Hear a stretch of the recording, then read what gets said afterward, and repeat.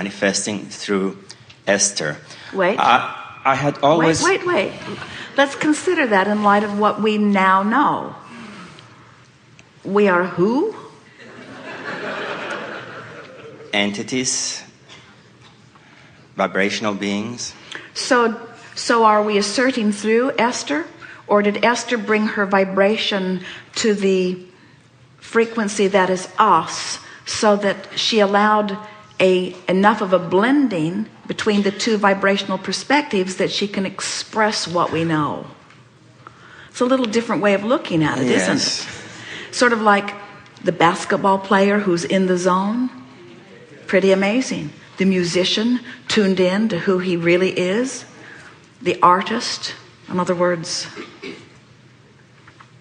we're just wanting to leave behind the weirdness of entity.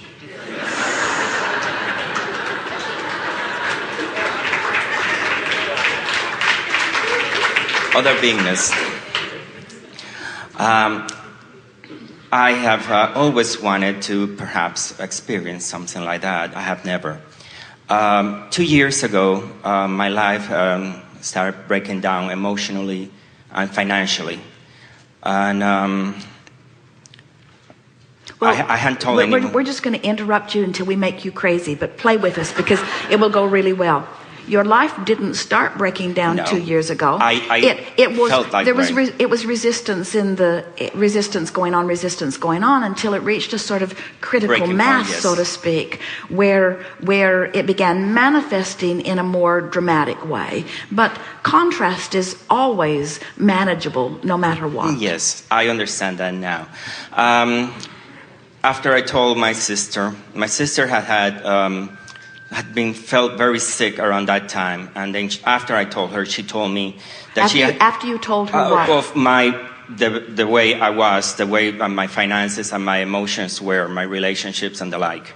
She told me that she felt sure that the sickness she had felt was manifested to her because of what was happening to me, because she was having dreams of dead relatives were coming to her, telling her that I was in trouble, that I was emotionally in trouble, and she just didn't pay attention to it. I had another friend who contacted a person in another country who is a channeler, and he also told me, I had never met him, he does not accept pay, because he says it interrupts his spirituality.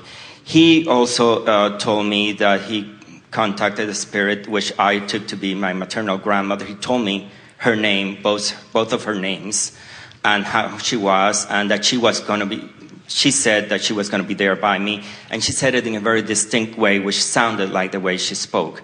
And then, just by a casual accident, I met a person, a cousin of mine. I'm not that close to her, but she was having a soiree, and this person looked at me and said she had a feeling. She directed me, if I would, to go to the beach and directly talk to God, ask for protection, and then go to a park or a green space and run around as if I were a little children. And she told me I would immediately feel something. I knew something was there. So now before you go further, let us just give you our version of what you've just said. So, for whatever reason, and it's all right, whatever it was, you were focused in a pattern of resistance. And the more you do that, the greater gap. In other words, the more you know what you don't want, the more you know what you do want, and the larger part of you becomes it. And when you hold yourself apart from this, then this greater distance is translated into greater distress for you. To the point that others outside the vortex, yes, who focused upon you could pick up on the same vibrational wavelength of that. So they were tuning in to this powerful broadcast that you were broadcasting. Then someone said to you, go run on the beach and play like a child, which was a wonderful way of distracting you in the moment from the resistance. And when you have powerful wanting and you distract yourself from resistance, sometimes you can have this very fast moving into the vortex. Is that what happened? Yes, I did feel something. It was something very definite, something that came to me very meaningful. I tried to explain it, rationalize it that way. There's really almost nothing except that something did happen. It was something actually happened physically.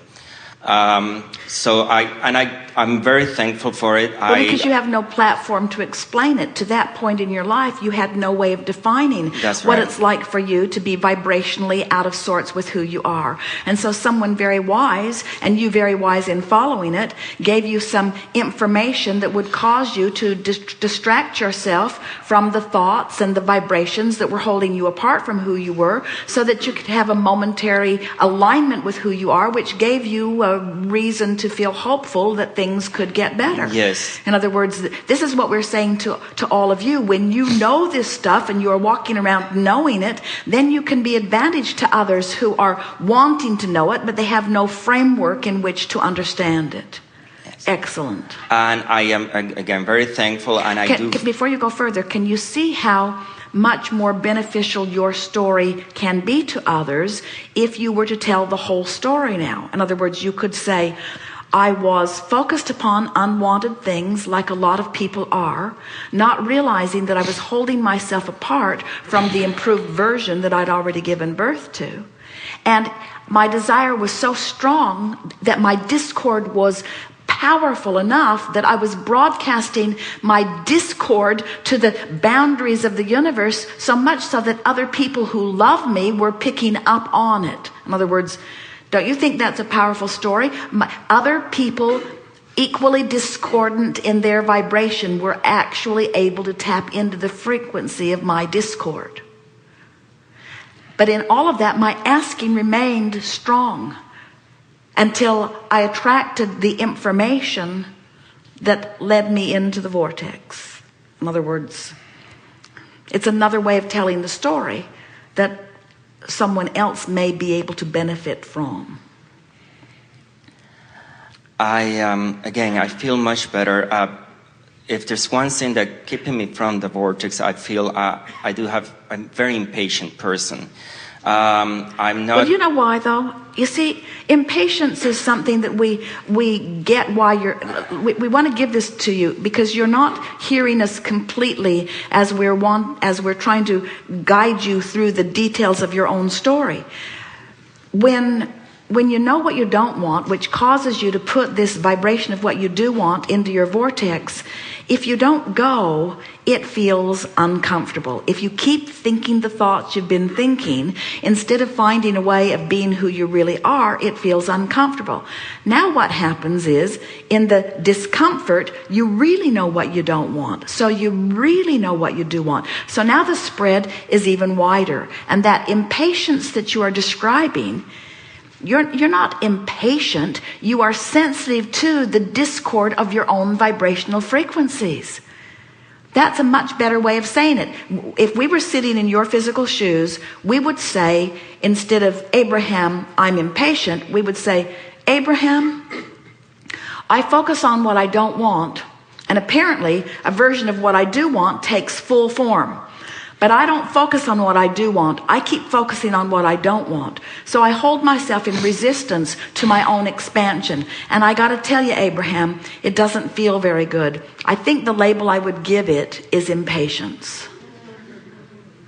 That's all it is. You're sensitive to your own vibrational gap. And you have the good fortune of remembering a moment in time when your impatience was far more than impatience. You were just about out of your mind with your discord. And even with that severe discord, you ran and played on the beach and distracted yourself and went right into your vortex and felt the release of all that resistance, didn't you? So isn't it possible to do that at any time? Yes, We don't want to teach you patience. We want to teach you to be in the vortex. Only a person who hangs around consistently outside the vortex needs to be patient.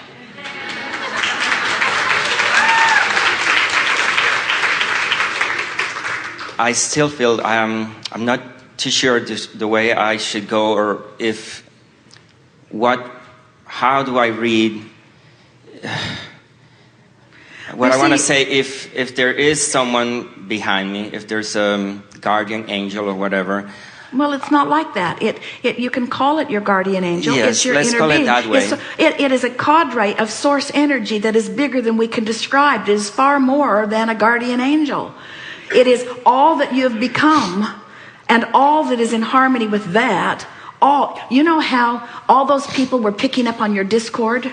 That was that vortex of out of the vortex discordant partnerships. You know what's in your vortex of creation? The energy that creates worlds, the well-being of all that is. It's huge, and it's always there for you. But you have to move into the vortex. It can't come to where you are, because if it came to where you are, it would be out of the vortex too. You have to do all the moving, you see. It's your releasing of resistance that gives you the relief. My question, I guess, is how do I read that? I mean, I can just lay behind and I say to myself, just wait and wait and wait. And yet Well, we say to yourself, wait and reach for a better feeling thought. Wait and reach for a better feeling thought. In other words, you can wait for the whole of your lifetime in your wad of impatience, and it will never come. You got to find some way of releasing the impatience before it will come. And the way you release the impatience is by replacing it with something else.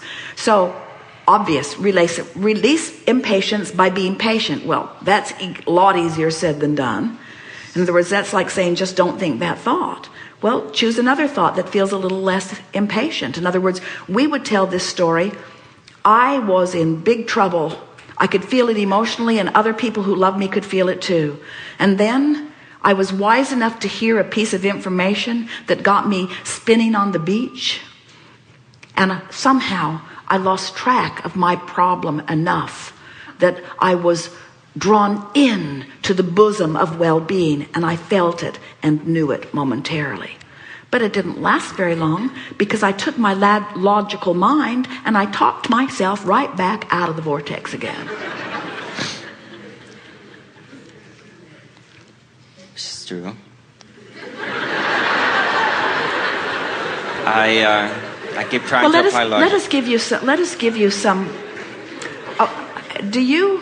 Did you hear us when we were mocking you all? Yes. As we were talking about, no matter how hard you try from outside the vortex, it just makes you more impatient. In other words, who writes this stuff? But when you find something in which you felt relief and you focus